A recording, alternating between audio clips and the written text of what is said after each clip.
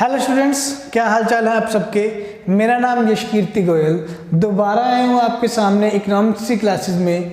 जैसा कि आप सब जानते हैं कि हमने लास्ट क्लास में जीडीपी के बेसिक्स के बारे में, मैक्रो इकोनॉमिक्स के बेसिक्स के बारे में, मैक्रो इकोनॉमिक्स को एज ए स्टडी क्यों अलग बांटा गया और क्या रीज़न रहे कि क्यों जरूरत पड़ी मैक्रो इकोनॉमिक्स को अलग एक सब्जेक्ट में बांटने की, इसके बारे में पढ़ा। सर्कुलर फ्लो ऑफ इनकम के बारे में पढ़ा, 2 सेक्टर मॉडल सर्कुलर फ्लो का, 3 सेक्टर मॉडल, 4 सेक्टर मॉडल, ये हमने सारी चीज़ें पढ़ी। तो जीडीपी वाला जो हमने पॉइंट लास्ट क्लास में किया था जीडीपी के बेसिक्स तक, उसी से लेक्चर कंटिन्यू करते हैं। चलिए शुरू करते हैं हमारी मैक्रो इकोनॉमिक्स की क्लास, जिसमें हमारा टॉपिक रहेगा GDP and it's components. GDP and it's components, ठीक है। दो चीज़ों में मैं सबसे पहले आपको 2 चीज़ों का मीनिंग करवाना चाहूँगा, एक जीडीपी और एक नेशनल इनकम। 2 टर्म्स के मीनिंग आपको मैं बताना चाहूँगा पहले, कि आपको क्लैरिटी हो जाए कि जीडीपी या नेशनल इनकम में डिफरेंस क्या है, या जीडीपी का क्या मीनिंग है अलग से और नेशनल इनकम का क्या मीनिंग है अलग से, ठीक है। जीडीपी की full form gross domestic product, gross domestic product, ठीक है, और नेशनल इनकम। सबसे पहले हम जीडीपी का मीनिंग देखते हैं। जीडीपी का क्या मीनिंग है? The completed production of goods and services, completed production of goods and services in 1 year in the country domestically, ठीक है। क्या मीनिंग है? The completed production of goods and services in 1 year in the country domestically. अब आप ये सोच रहे होंगे कि सर ने तो लास्ट क्लास में ये डोमेस्टिकली वाला वर्ड यूज़ नहीं किया था, ठीक है। उस टाइम में मैंने ये डोमेस्टिकली वाला वर्ड यूज़ नहीं किया था क्योंकि उस टाइम पे हम वो वाली क्लास में नेशनल इनकम में और जीडीपी में डिफ्रेंशिएशन वाला पॉइंट ही नहीं देख रहे थे। उस टाइम पे सिर्फ मैं आपको जीडीपी का सिर्फ मीनिंग बताना चाहता था कि जीडीपी है क्या। अब आप जीडीपी का एग्जैक्ट मीनिंग समझिए कि प्रॉपर क्या डेफिनेशन है जीडीपी का। द कंप्लीटेड प्रोडक्शन, वो प्रोडक्शन जो कंप्लीट हो चुकी है, इसीलिए हमने फुल फॉर्म में वर्ड यहाँ लिया है प्रोडक्ट। प्रोडक्ट तो वो होगा ना जो बन के तैयार हो गया। तो completed production of goods and services, जो भी गुड्स एंड सर्विसेज का प्रोडक्शन कंप्लीट हो चुका है इन 1 ईयर, वो ईयर कौन सा था? Financial year. In the country, हमारी कंट्री में। अब मेन पॉइंट है डोमेस्टिकली, मेन पॉइंट है डोमेस्टिकली, ठीक है, क्योंकि जीडीपी के नाम में ही डोमेस्टिक आ रहा है, तो डोमेस्टिकली वर्ड हम उसको डिफाइन करेंगे। देखिए जीडीपी में डोमेस्टिकली वर्ड आया, मतलब हमने जो प्रोडक्शन लेनी है गुड्स एंड सर्विसेज की, सिर्फ हमारी कंट्री की ही प्रोडक्शन लेनी है। कंप्लीटेड प्रोडक्शन जो हम लेंगे गुड्स एंड सर्विसेज की, वो कंप्लीटेड प्रोडक्शन सिर्फ हमारी कंट्री से ही रिलेटेड हो, या जिस कंट्री की जीडीपी हम चेक करना चाहते हैं उसी से रिलेटेड हो। ऐसा नहीं है कि हमने उसमें एक्सपोर्ट्स और इंपोर्ट्स भी काउंट करने हैं कि फलानी कंट्री को इतना एक्सपोर्ट किया या वो वाली कंट्री से इतना इंपोर्ट आ गया, हमने उन चीज़ों से कुछ नहीं लेना देना। तो फॉरेन कंट्री के साथ हमने क्या डील किया, क्या एक्सपोर्ट किया, क्या इंपोर्ट किया, उसको हम जीडीपी में काउंट नहीं करेंगे, क्योंकि फिर वो डोमेस्टिक नहीं रह जाएगा, वो इंटरनेशनल में कन्वर्ट हो जाएगा कि इंटरनेशनली आपने क्या प्रोडक्शन किया, क्या एक्सपोर्ट किया, क्या इंपोर्ट किया। तो हमने उसको नहीं काउंट करेंगे, हम सिर्फ क्या डोमेस्टिक प्रोडक्ट लेंगे, डोमेस्टिक कंप्लीटेड प्रोडक्शन लेंगे गुड्स एंड सर्विसेज की एक साल में। साल कौन सा होगा? फाइनेंशियल ईयर, फाइनेंशियल ईयर में एक कंट्री में। तो जीडीपी का ये मीनिंग है। अब नेशनल इनकम, नेशनल इनकम का क्या मीनिंग है? The all factor incomes earned by the normal residents in 1 year. किसी भी कंट्री का नेशनल इनकम क्या होगा कि उस कंट्री में एक साल में, साल को कौन सा, वही फाइनेंशियल ईयर, तो एक साल में वहाँ के नॉर्मल रेजिडेंट्स ने, नॉर्मल रेजिडेंट का मीनिंग मैं आपको लास्ट क्लास में बता चुका हूँ, ठीक है, वो आप याद कीजिए दिमाग में कि नॉर्मल रेजिडेंट का क्या मीनिंग है। तो किसी भी कंट्री में एक साल में वहाँ के नॉर्मल रेजिडेंट्स ने क्या फैक्टर इनकम अर्न की, क्या फैक्टर इनकम अर्न की। फैक्टर इनकम का मीनिंग भी मैं आपको लास्ट क्लास में करवा चुका हूँ। फैक्टर्स ऑफ प्रोडक्शन के ऊपर जो पेमेंट पे की गई है वो फैक्टर इनकम होगी। और फैक्टर्स ऑफ प्रोडक्शन का ऑनर कौन है, फैक्टर्स ऑफ प्रोडक्शन का मालिक कौन है, उत्पादन के कारकों का मालिक कौन है, हाउस होल्ड सेक्टर।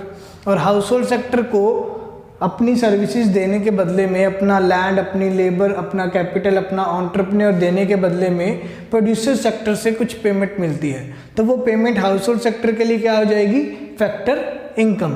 तो फैक्टर इनकम जो भी अर्न की किसी कंट्री के नॉर्मल रेजिडेंट्स ने एक साल में, उसका टोटल करेंगे, वो क्या हो जाएगा, हमारा नेशनल इनकम हो जाएगा। ठीक है, मैं ये एक्सपेक्ट करता हूँ कि इन दोनों में आपको अभी प्रॉपर मीनिंग क्लियर हो गया होगा कि जीडीपी का क्या मीनिंग है, नेशनल इनकम का क्या मीनिंग है। क्लियर है? आगे बढ़ते हैं। जो हमारी क्लास का मेन पॉइंट है, जीडीपी और उसके कंपोनेंट्स।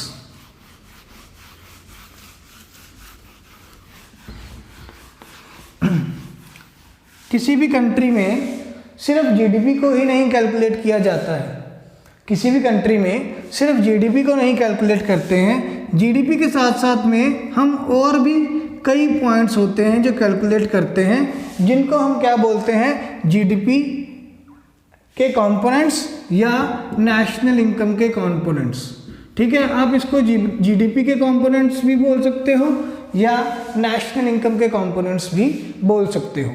तो सिर्फ जीडीपी नहीं चेक होता है, और भी कई चीज़ें चेक होती हैं। ठीक है, एक तो जीडीपी चेक होगा इटसेल्फ, जीडीपी को मेजर करेंगे, क्लियर है।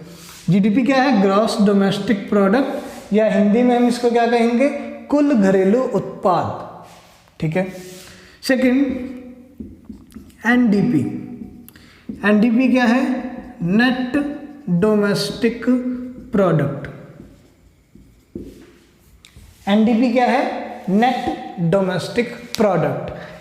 अब इसको क्या बोलेंगे हम हिंदी में, शुद्ध घरेलू उत्पाद, शुद्ध घरेलू उत्पाद। ठीक है। एक हम चीज चेक करेंगे जीएनपी, एक हम चेक करेंगे जीएनपी। जीएनपी क्या है, gross national product, gross national product, या हिंदी में इसको कहेंगे कुल राष्ट्रीय उत्पाद। ठीक है। और एक हम चेक करेंगे एनएनपी। एनएनपी क्या है, net national product, net national product, या हिंदी में हम इसको क्या बोलेंगे, शुद्ध राष्ट्रीय उत्पाद। ठीक है। अब इन तीनों को डिफाइन करते हैं अलग अलग कि ये क्या चीज़ है। देखिए, नेट डोमेस्टिक प्रोडक्ट क्या है, हम ग्रॉस जीडीपी से एनडीपी में जाएंगे, जीडीपी से एनडीपी में जाएंगे। जीडीपी तो कैलकुलेट हो गया कि एक साल में एक कंट्री में डोमेस्टिकली कितने गुड्स एंड सर्विसेज का प्रोडक्शन हुआ। ठीक है, तो जीडीपी तो कैलकुलेट हो गया। अब हमने कैलकुलेट करना है सॉरी, अब हमने कैलकुलेट करना है एनडीपी। एनडीपी कैसे कैलकुलेट होगा, एनडीपी कैसे कैलकुलेट होगा, मैं ये रब कर देता हूँ। एनडीपी कैसे कैलकुलेट होगा, जब हम एनडीपी को कैलकुलेट करने का फॉर्मूला कर रहे हैं, जीडीपी में से जब हम डेप्रिसिएशन माइनस कर देंगे, जीडीपी में से डेप्रिसिएशन माइनस कर देंगे, इसको हिंदी या पंजाबी में कहा जाता है घिसावट, हिंदी या पंजाबी में कहा जाता है इसको घिसावट। तो जीडीपी में से जब हम डेप्रिसिएशन माइनस कर देंगे, वो क्या बन जाएगा, एनडीपी। अब आप डेप्रिसिएशन का मतलब समझिए, डेप्रिसिएशन या घिसावट क्या चीज़ है। डेप्रिसिएशन या घिसावट होता है हमारी एसेट्स की वैल्यू में आने वाली कमी। ठीक है, डेप्रिसिएशन का मीनिंग समझिए। डेप्रिसिएशन का मीनिंग क्या है? The decrease in the value of assets. Assets की वैल्यू में आने वाली कमी को बोलते हैं डेप्रिसिएशन। ठीक है, एसेट्स की वैल्यू में आने वाली कमी को बोलते हैं डेप्रिसिएशन। एसेट्स क्या होती हैं? हमारी बिजनेस की प्रॉपर्टी। हम अपनी बिजनेस की प्रॉपर्टी को कहते हैं एसेट्स। तो एसेट्स की वैल्यू में जो कमी आएगी वो है डेप्रिसिएशन। ठीक है, जैसे कि हम एक एग्जांपल लेते हैं कि कोई हम कार लेके आए, हमने एक कार ली, नई कार परचेज की। ठीक है, वो जितने की भी है, फॉर एग्जांपल वो 5 लाख की कार है। ठीक है, आपने कुछ नहीं किया, आपने सिर्फ उसको रोड पे लेके गए, चला के देखा, आपको नहीं पसंद आई, आप शोरूम में वापस चले गए कि हमको ये कार नहीं पसंद आई, आप वापस ले लीजिए। तो शोरूम वाले क्या कहेंगे? जी आपकी कार पे कुछ घिसावट लग गई है, तो आपके 5 लाख वापस पूरे नहीं मिलेंगे, आपको कम वैल्यू मिलेगी। चाहे आपने सिर्फ 5 मिनट के लिए वो अपनी कार इस्तेमाल की और 5 मिनट बाद ही आप शोरूम में वापस वो कार देने के लिए चले गए। ठीक है, पर वो उस टाइम पे हमारे एसेट या हमारी प्रॉपर्टी के ऊपर कुछ उसकी वैल्यू में डिक्रीज आ जाएगा। तो वो जो डिक्रीज आया प्रॉपर्टी की वैल्यू में या एसेट की वैल्यू में, उसको हम क्या कहेंगे? डेप्रिसिएशन का नाम देंगे। ठीक है, तो जो भी हमारे बिजनेस की प्रॉपर्टी है, ठीक है, साथ में हम गवर्नमेंट की प्रॉपर्टी भी ले लेते हैं। तो जो भी बिजनेस की प्रॉपर्टी है या गवर्नमेंट की प्रॉपर्टी है, उसमें जो भी उसकी वैल्यू में कमी आएगी उसको हम बोलेंगे डेप्रिसिएशन। तो जीडीपी से जब आप एनडीपी कैलकुलेट करोगे तो जीडीपी में से डेप्रिसिएशन को माइनस करोगे तो हम पहुंच जाएंगे एनडीपी के ऊपर। क्लियर है? नेट डोमेस्टिक प्रोडक्ट, शुद्ध घरेलू उत्पाद। हमने डेप्रिसिएशन नहीं लेना है, हमको ये देखना है कि एक्चुअल में अब हमारी इतनी एसेट्स रह गई हैं, इतनी प्रॉपर्टी रह गई है और इतनी गुड्स एंड सर्विसेज का प्रोडक्शन हुआ है। तो उसको क्या बोलेंगे हम? NDP, net domestic product. ठीक है, थर्ड पॉइंट करते हैं। थर्ड पॉइंट क्या था हमारा? जीएनपी। थर्ड पॉइंट क्या था? GNP, gross national product. ठीक है, थर्ड पॉइंट करेंगे ग्रॉस नेशनल प्रोडक्ट। अब ग्रॉस नेशनल प्रोडक्ट का मीनिंग समझिए। ग्रॉस नेशनल प्रोडक्ट का क्या मीनिंग है? The factor income earned by the normal residents with in the country and outside the country, within the country and outside the country। के GNP का क्या meaning है? वो फैक्टर इनकम जो normal residents ने अर्न की है, चाहे वो कहाँ अर्न की है, विद इन द कंट्री, हमारे ही कंट्री में अर्न की है, चाहे आउटसाइड द कंट्री, कहीं फॉरेन कंट्री में भी अगर वो इनकम अर्न की है, तो उसको हमने नेशनल प्रोडक्ट में, ग्रॉस नेशनल प्रोडक्ट में लिखा है।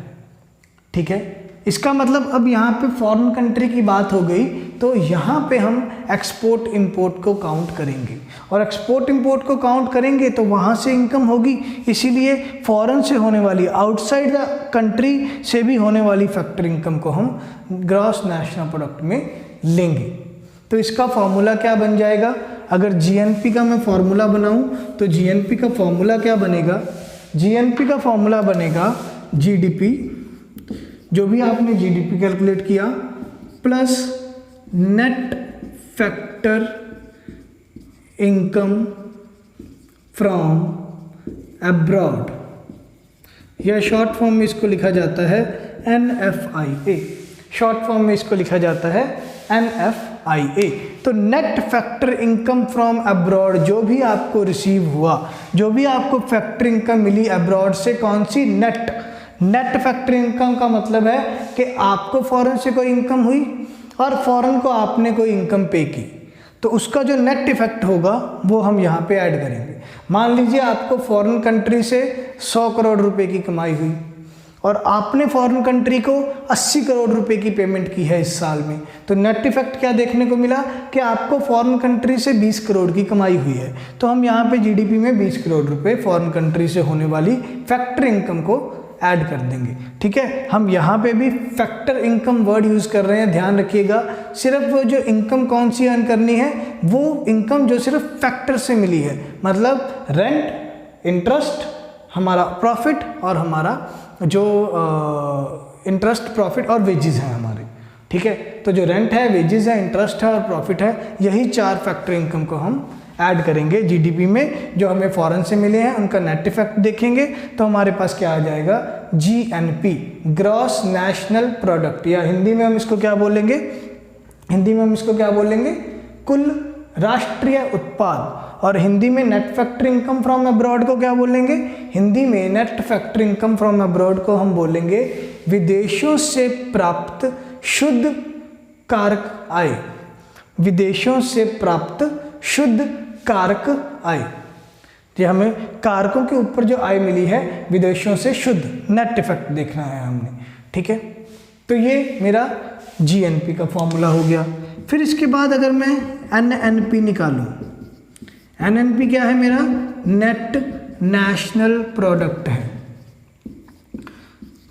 ठीक है, तो ये अभी पीछे वाले फॉर्मूला में ही हमने किया है कि अगर हमें ग्रॉस दिया हो और हमें नेट निकालना है, ग्रॉस से नेट जाने के लिए हम क्या करेंगे, जीएनपी में से जब हम डेप्रिसिएशन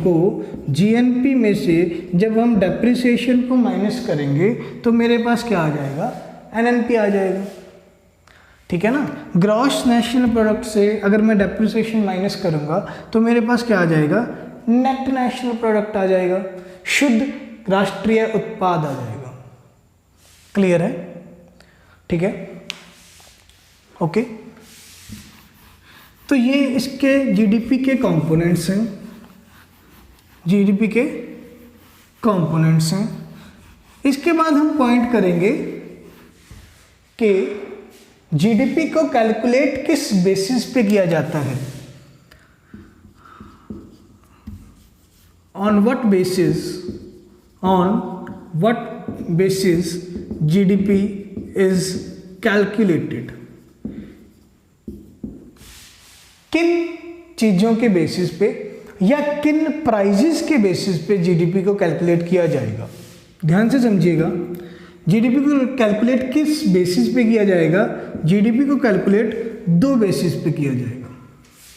एक तो जीडीपी को कैलकुलेट किया जाएगा मार्केट प्राइस के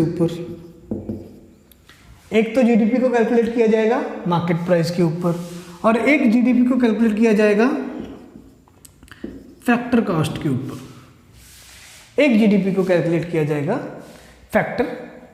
के ऊपर, जीडीपी या जो भी कंपोनेंट्स हैं, चाहे जीडीपी है, एनडीपी है, जीएनपी है, एनएनपी है, इनको कैलकुलेट कैसे करना है, या तो कहते हैं मार्केट प्राइस पे करो या फैक्टर कॉस्ट पे करो। ठीक है, फैक्टर कॉस्ट क्या है, जो भी आपने फैक्टर्स ऑफ प्रोडक्शन को पेमेंट दी है। ठीक है, तो फैक्टर्स ऑफ प्रोडक्शन को जो भी प्रोड्यूसर पेमेंट देगा वो उसके लिए कॉस्ट बन जाएगी। तो फैक्टर कॉस्ट का तो निकालना ईजी है। ठीक है, कि लैंड के ऊपर इतना रेंट दिया वो फैक्टर कॉस्ट है, लेबर को इतना वेजेस दिया वो फैक्टर कॉस्ट है, कैपिटल के ऊपर ब्याज दिया वो फैक्टर कॉस्ट है, एंटरप्रेन्योर को, उद्यमी को प्रॉफिट दिया, लाभ दिया, वो फैक्टर कॉस्ट है। ठीक है, या हिंदी में हम इसको कहेंगे कारक लागत, कारक लागत। ठीक है, तो फैक्टर कॉस्ट तो निकालना इजी है। अब पॉइंट आया, मार्केट प्राइस कैसे निकालेंगे, एमआरपी कैसे निकालेंगे। एमआरपी निकालने के लिए आपको पता है कि एमआरपी के नीचे लिखा होता है इंक्लूसिव ऑफ ऑल टैक्सेस, है ना। हम किसी भी चीज़ का एमआरपी देखते हैं उसके नीचे ब्रैकेट में लिखा होता है इंक्लूसिव ऑफ ऑल टैक्सेस। तो हम यहाँ पे भी वही फॉर्मूला लगाएंगे। फैक्टर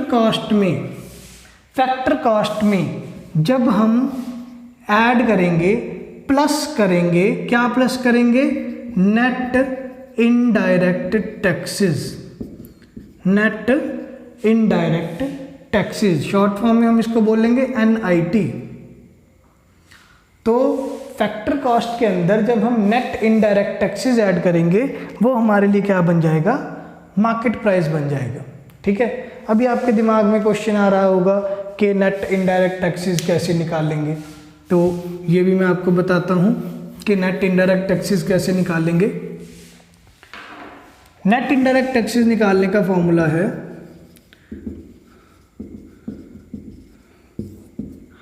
नेट इनडायरेक्ट टैक्सेस कैसे निकालेंगे, ऑल इनडायरेक्ट टैक्सेस,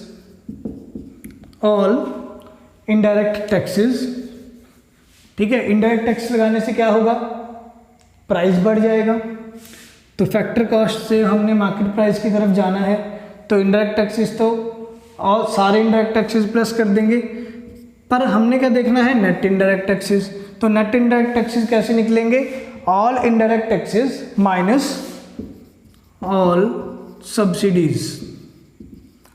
ठीक है, सब्सिडी दी जाती है तो उससे क्या होता है, कॉस्ट कम हो जाती है। जब भी किसी प्रोड्यूसर को कोई सब्सिडी दी जाएगी तो उससे उसकी कॉस्ट कम हो जाएगी। ठीक है, मान लीजिए कोई प्रोड्यूसर है, ठीक है, कोई प्रोड्यूसर है, उसको गवर्नमेंट ने 10 सालों के लिए इनकम टैक्स माफ़ कर दिया।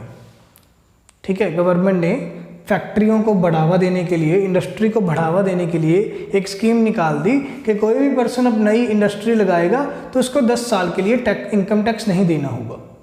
ठीक है, तो गवर्नमेंट ने सब्सिडी दे दी, सब्सिडी देने से क्या हुआ, उसके लिए कॉस्ट कम हो गई चीज़ों की,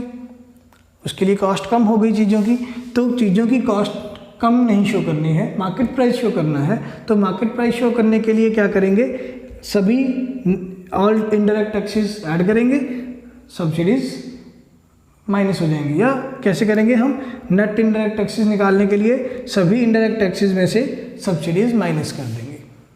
ठीक है, नेट इनडायरेक्ट टैक्सेस निकालना आपको आ गया है। तो ये फॉर्मूलाज हैं, अभी आपको ये फॉर्मूलाज हैं। ठीक है, मान लीजिए आपको क्वेश्चन में आ गया, क्वेश्चन में आपको दिया है जीडीपी एमपी, आपको क्वेश्चन में दिया है जीडीपी एमपी। जीडीपी एमपी मतलब gross domestic product at market price. आपको जीडीपी दिया है मार्केट प्राइस पे, और क्वेश्चन में आपको पूछ लिया कि आप एनएनपी निकालो फैक्टर कॉस्ट पे, नेट नेशनल प्रोडक्ट निकालो फैक्टर कॉस्ट पे। ठीक है, तो अभी आपको करना क्या है, मान लीजिए मैं यही एग्जांपल लूँ कि आपको क्वेश्चन है कि जीडीपी निकालना है, जीडीपी दिया है मार्केट प्राइस पे और आपको निकालना है net national product factor cost पे। तो कैसे निकलेगा, आप इसको कुछ पार्ट्स में बांट लीजिए, आप ये सारे इक्वेशन को कुछ पार्ट्स में बांट लीजिए। इसको ऐसे लिख लीजिए, जीडीपी फैक्टर कॉस्ट और जीडीपी मार्केट प्राइस, ठीक है। और इसके सामने ऐसे एरो बना लीजिए। याद करने का तरीका है, जैसे आपको याद हो आप वैसे भी याद कर सकते हैं, मेरे को ये इजी लगता है। ठीक है, यहाँ पे लिख लीजिए एनएनपी फैक्टर कॉस्ट। अब देखिए, ग्रॉस से नेट जाना है, क्या करेंगे, डेप्रिसिएशन माइनस कर देंगे। क्लियर है, ग्रॉस से नेट जाना है, डेप्रिसिएशन माइनस कर देंगे। डोमेस्टिक से नेशनल जाना है, तो net factor income from abroad add कर देंगे। प्रोडक्ट सेम है, कोई चक्कर नहीं। मार्केट प्राइस से फैक्टर कॉस्ट में जाना है, मार्केट प्राइस में फैक्टर कॉस्ट पे जाना है। मार्केट प्राइस में टैक्स ऐड है, मार्केट प्राइस में तो टैक्स आ गए, हमने कॉस्ट देखनी है, तो यहाँ पे नेट इनडायरेक्ट टैक्सेस माइनस हो जाएंगे। जब मार्केट प्राइस से हम फैक्टर कॉस्ट की तरफ जाएंगे, नेट इनडायरेक्ट टैक्सेस माइनस हो जाएंगे। ठीक है, बहुत बार ये क्वेश्चंस आए हुए हैं, पीपीएससी ने जितने भी एग्ज़ाम्स कंडक्ट करवाए हैं और उसमें जितना भी इकोनॉमिक्स का पोर्शन आता है, हर बार हमें ये एक क्वेश्चन ज़रूर देखने को मिलता है कि ग्रॉस से नेट कैसे जाएंगे, डोमेस्टिक से नेशनल कैसे जाएंगे, मार्केट प्राइस से फैक्टर कॉस्ट कैसे जाएंगे, या सारा क्वेश्चन दे दिया जीडीपी एमपी से एनएनपी-एफसी कैसे जाएंगे। फार्मूलाज पूछे जाते हैं या डेफिनेशन पूछी जाती है, या कभी कभी तो इतनी किस्मत अच्छी होती है स्टूडेंट्स की, फुल फॉर्म पूछ ली जाती है। एनएनपी-एफसी की फुल फॉर्म क्या है, तो net national product at factor cost. Clear है, मैं एक्सपेक्ट करता हूँ कि आपको जीडीपी, उसके कंपोनेंट्स और उसकी ये कैलकुलेशन समझ आई होगी। क्लियर है? अब जो हमारा टॉपिक है, मेन टॉपिक है ये मेथड्स टू कैलकुलेट जीडीपी। कौन कौन से मेथड से हम जीडीपी कैलकुलेट करते हैं? मेथड्स टू कैलकुलेट जीडीपी कह लो या नेशनल इनकम कह लो, कि क्या क्या मेथड्स हैं हमारे पास जीडीपी या नेशनल इनकम को काउंट करने के लिए। ठीक है, तो सबसे पहले तो दिमाग में ये क्वेश्चन आता है, नेशनल इनकम कैलकुलेट कौन करता है? कोई ना कोई तो होगा जो ये मेथड यूज़ करके नेशनल इनकम कैलकुलेट करता है। ठीक है, तो मैक्रो इकोनॉमिक्स के साथ साथ में थोड़ा सा इंडियन इकोनॉमी भी कर लेते हैं कि नेशनल इनकम को इंडिया में कैलकुलेट करता है CSO नाम का ऑर्गेनाइजेशन। क्या है इसका full form? Central statistical organisation. तो ये CSO के नाम का एक ऑर्गेनाइजेशन है। बना कब था? 1950 में। ठीक है, हेडक्वार्टर कहाँ है? न्यू दिल्ली में। तो 1950 में बनाया गया था CSO। ये संस्था है जो इंडिया में नेशनल इनकम को कैलकुलेट करती है। और सेंसस, साथ ही मैं बता देता हूँ, सेंसस जनगणना भी यही ऑर्गेनाइजेशन करवाती है। जनगणना का जो डाटा है, जो पब्लिश करते हैं, जो पेश करते हैं, जनगणना का डाटा भी पूरी कंट्री के सामने CSO डिपार्टमेंट ही पेश करता है। ठीक है, तो नेशनल इनकम हमें पता लग गया कौन कैलकुलेट करता है? CSO कैलकुलेट करता है। ठीक, तो अब हमारे मेथड्स हैं कि कौन कौन से मेथड से जीडीपी को या नेशनल इनकम को कैलकुलेट किया जाता है। तो 3 मेथड्स हैं हमारे पास। कौन कौन से मेथड्स हैं? पहला है प्रोडक्शन, या इसको बोलते हैं वैल्यू एडिड मेथड। प्रोडक्शन या value added method. Second income method. Second क्या है? Income method. और थर्ड क्या है? Consumption method. थर्ड क्या है? Consumption method. ठीक है, ये दोनों मेथड बहुत इजी हैं। मेन पॉइंट प्रोडक्शन या वैल्यू एडिड मेथड समझने वाला है। इसको ध्यान से समझिए कि प्रोडक्शन या वैल्यू एडिड मेथड क्या कहता है कि जीडीपी या नेशनल इनकम कैसे काउंट होगी। हमने देखना है प्रोडक्शन कि कितना प्रोडक्शन हुआ, या हमने मेन देखना है वैल्यू एडिड, कितना वैल्यू एडिशन हुआ। ठीक है, वैल्यू एडिड कैसे देखना है? हमने देखना है gross domestic product, GDP calculate करना है। जीडीपी कैसे कैलकुलेट होगा? ग्रॉस वैल्यू एडिड के साथ। जीडीपी कैसे कैलकुलेट होगा? ग्रॉस वैल्यू एडिड के साथ। ग्रॉस वैल्यू एडिड क्या को हम शॉर्ट फॉर्म में बोलते हैं GVA, ग्रॉस वैल्यू एडिड। ठीक है, तो ग्रॉस वैल्यू एडिड को हम शॉर्ट फॉर्म में बोलते हैं GVA, ग्रॉस वैल्यू एडिड। अब ग्रॉस वैल्यू एडिड कैसे कैलकुलेट करेंगे? हमारा क्वेश्चन है ग्रॉस वैल्यू एडिड कैसे कैलकुलेट करेंगे। तो ग्रॉस वैल्यू एडिड कैसे कैलकुलेट होगी? ग्रॉस वैल्यू एडिड कैलकुलेट होगी सेल्स प्राइस, जो भी आपने अपने प्रोडक्ट का सेल प्राइस रखा है, माइनस इंटरमीडिएट गुड्स। हमने देखना है वैल्यू एडिड कि वैल्यू एडिशन कितना हुआ, मार्केट में वैल्यू कितनी ऐड की गई एग्जिस्टिंग चीज़ों में। तो ग्रॉस वैल्यू एडिड देखना है, तो वो कैसे देखेंगे? Sale price minus intermediate goods. अब क्वेश्चन दिमाग में आया कि इंटरमीडिएट गुड्स क्या है? इंटरमीडिएट गुड्स होते हैं हमारे रॉ मटेरियल। इंटरमीडिएट गुड्स को हम क्या बोल सकते हैं? हमारा रॉ मटेरियल। तो जो रॉ मटेरियल है, रॉ मटेरियल हमारा कहाँ से आया? मान लीजिए एग्रीकल्चर से आया। तो एग्रीकल्चर से जो भी प्रोडक्शन हुआ वो तो मैं नेशनल इनकम में या जीडीपी में लिख ही चुका हूँ पहले, तो उसको बार बार नहीं ले सकते ना, क्योंकि वहाँ पे क्या प्रॉब्लम आ जाएगी? Problem of double counting. ये कंसेप्ट है प्रॉब्लम ऑफ डबल काउंटिंग। कहते कि आप जीडीपी में दो वैल्यू या एक ही वैल्यू को दोबारा नहीं ले सकते हो। क्या प्रॉब्लम आ जाएगी? Problem of double counting.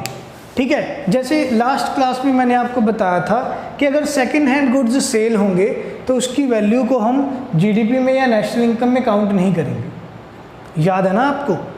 चलो जिसने नहीं लास्ट क्लास लगाई उनके लिए मैं दोबारा रिपीट कर देता हूँ कि जीडीपी या नेशनल इनकम में हम सेकंड हैंड गुड्स की सेल वाली अमाउंट नहीं लेते हैं। वो क्यों नहीं ले रहे हैं? ताकि एक ही चीज़ दो बार जीडीपी में या नेशनल इनकम में काउंट ना हो जाए। इसीलिए हम रॉ मटेरियल की वैल्यू को जीडीपी में या नेशनल इनकम में कैलकुलेट नहीं करेंगे। ठीक है, रॉ मटेरियल की वैल्यू को हम जीडीपी या नेशनल इनकम में काउंट नहीं करेंगे। क्यों? क्योंकि रॉ मटेरियल की वैल्यू जो है वो पहले ही जीडीपी में आ गई है, क्योंकि एग्रीकल्चर वालों ने जो प्रोडक्शन किया वो उसकी वैल्यू पहले ही हम जीडीपी में या नेशनल इनकम में ले चुके हैं। ठीक है, तो सेल प्राइस में से जब हम रॉ मटेरियल का वैल्यू माइनस करेंगे तो हमारे पास बच जाएगा वैल्यू एडिड, कि आपने अपना कितना वैल्यू एडिड किया। मान लीजिए मैं आपको एक एग्जांपल देता हूँ, जैसे बर्गर की एग्जांपल लीजिए। बर्गर की एग्जांपल लीजिए। ठीक है, बर्गर में बन लगा, ठीक है, ब्रेड लगी, बन लगा, टिक्की लगी, सब्जियां लगी, क्रीम या एटसेट्रा एटसेट्रा जो भी लगा, वो सारी चीज़ें तो मार्केट में अवेलेबल ही हैं। मान लीजिए वो सारी चीज़ें मार्केट से हम लेके आए, हमें कॉस्ट पड़ी 25 रुपये। ठीक है, बर्गर को बर्गर बनाने के लिए जो भी सामान लाए उसकी कॉस्ट पड़ी 25 रुपये। अब हम बर्गर बेच रहे हैं 50 रुपये का, बर्गर बेच रहे हैं 50 रुपये का। ठीक है, तो सेल प्राइस क्या है? सेल प्राइस है 50 और उसको बर्गर को बनाने का जो उसका रॉ मटेरियल है वो कितने का है? 25। इसका मतलब वो जो बिजनेसमैन है, वो जो प्रोड्यूसर है, उसने अपनी तरफ से कितनी वैल्यू एडिशन की? उसने अपनी तरफ से कितनी वैल्यू एडिशन की? 25 रुपये। तो ये 25 रुपये हम नेशनल इनकम में ऐड करेंगे जो उसने वैल्यू एडिशन की है। ठीक है, और जो ये 25 रुपये रॉ मटेरियल का खर्चा था ये ऐड करेंगे। ऐसे नहीं है कि ये 25 रुपये रॉ मटेरियल वाले भी ऐड कर दिए और ये 50 रुपये उसकी इनकम हुई बर्गर को बेच के ये भी ऐड कर दिए। ऐसा नहीं करेंगे, क्योंकि फिर ये तो ये डबल काउंटिंग का केस बन जाएगा। ठीक है, प्रोडक्शन मेथड या वैल्यू मेथड क्लियर है। Value added method, value added method में हम कैसे कैलकुलेट करते हैं जीडीपी को? जीडीपी को हम कैलकुलेट करते हैं on the basis of GVA, gross value added. तो ग्रॉस वैल्यू एडिड कैसे निकालेंगे? सेल्स प्राइस में से इंटरमीडिएट गुड्स माइनस कर देंगे तो हमारे पास आ जाएगी ग्रॉस वैल्यू एडिड। और इंटरमीडिएट गुड्स क्या है? रॉ मटेरियल वाला एक्सपेंसेस। ठीक है, क्लियर है। इसके बाद सेकंड मेथड हमारा इनकम मेथड। सेकंड मेथड हमारा इनकम मेथड। तो इनकम मेथड से हम जीडीपी कैसे कैलकुलेट करेंगे? इनकम मेथड से जीडीपी कैसे कैलकुलेट करेंगे? इनकम मेथड से जीडीपी कैसे कैलकुलेट होगी? हमने सिर्फ इनकम चेक करनी है। हमने सिर्फ इनकम चेक करनी है। कौन सी इनकम? Factor income. कौन सी इनकम चेक करनी है? फैक्टर इनकम चेक करनी है। तो फैक्टर इनकम कौन सी है हमारी?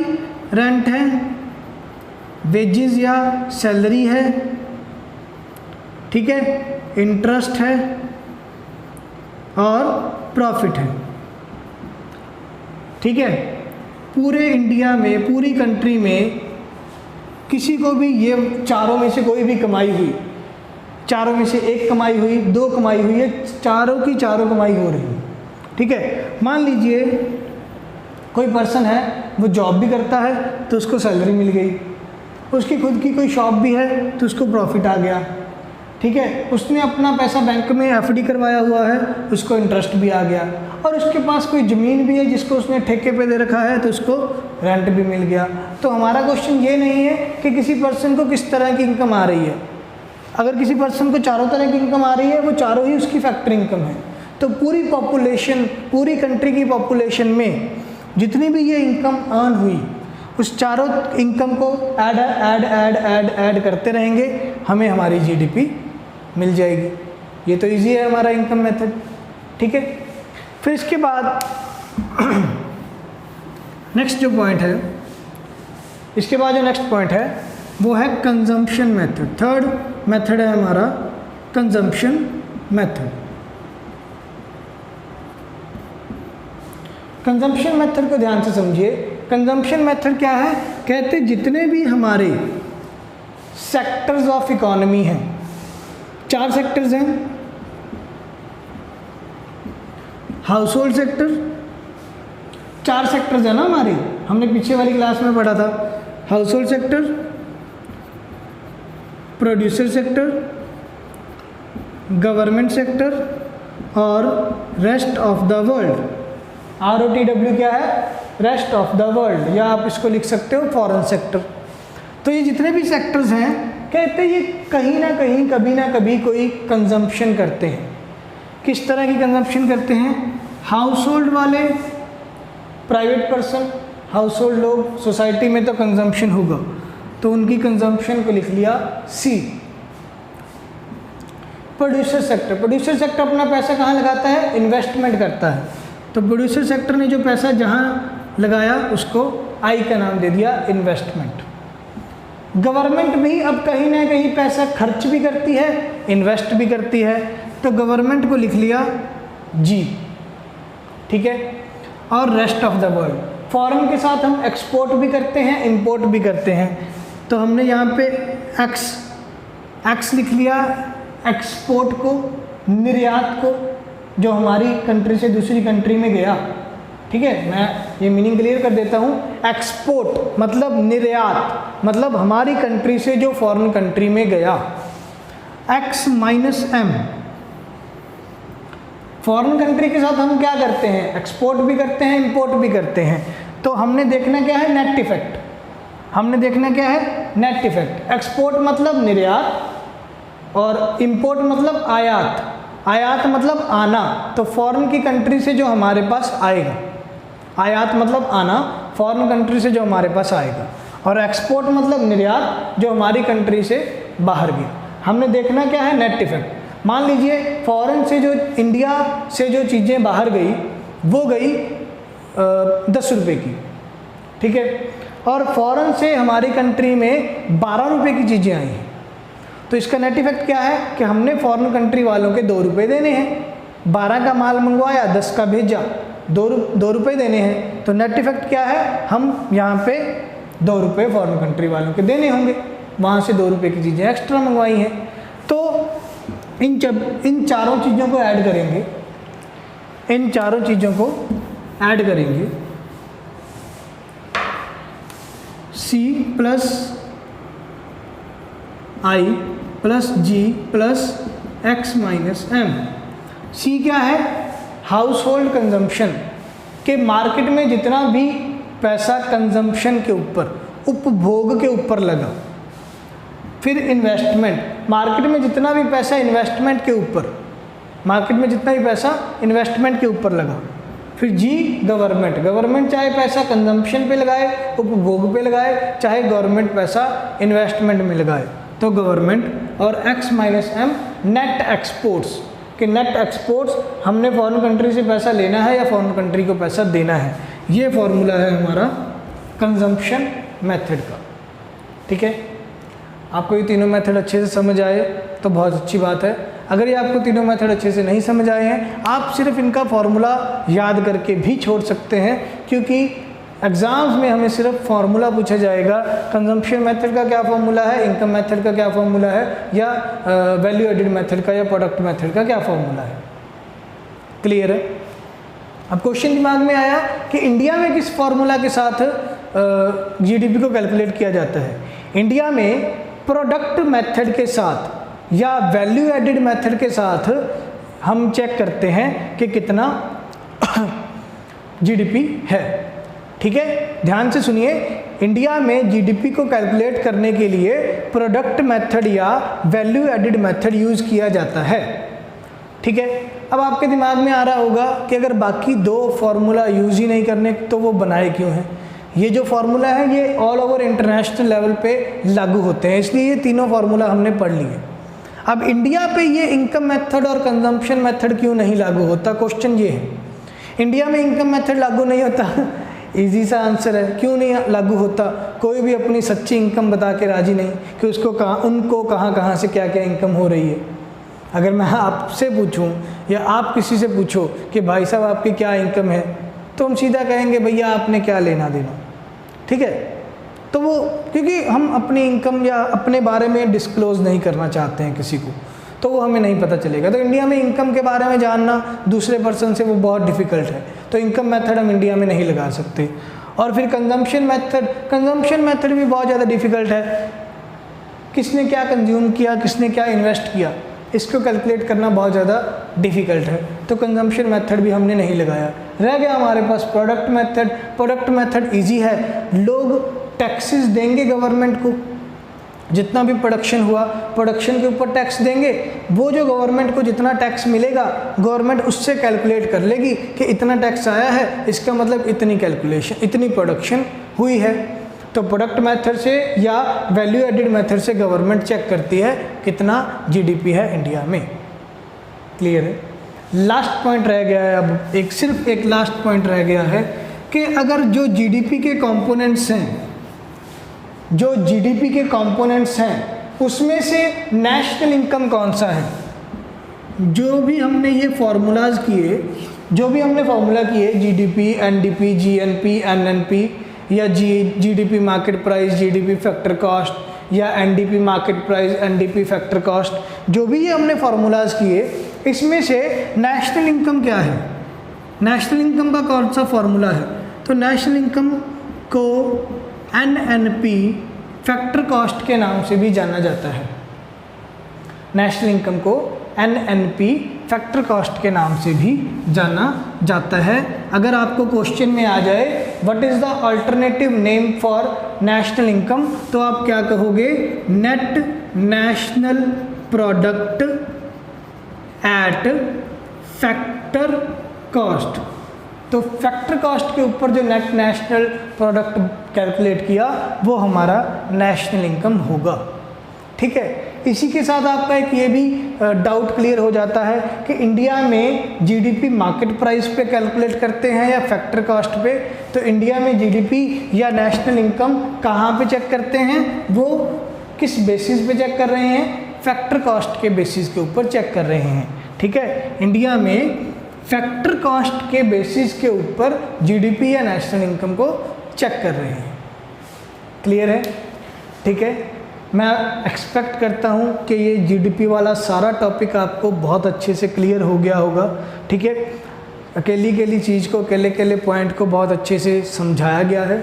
समझ आए बहुत अच्छी बात है, ना समझ आए वीडियो को एक दो बार रिवाइंड करके देख लीजिए।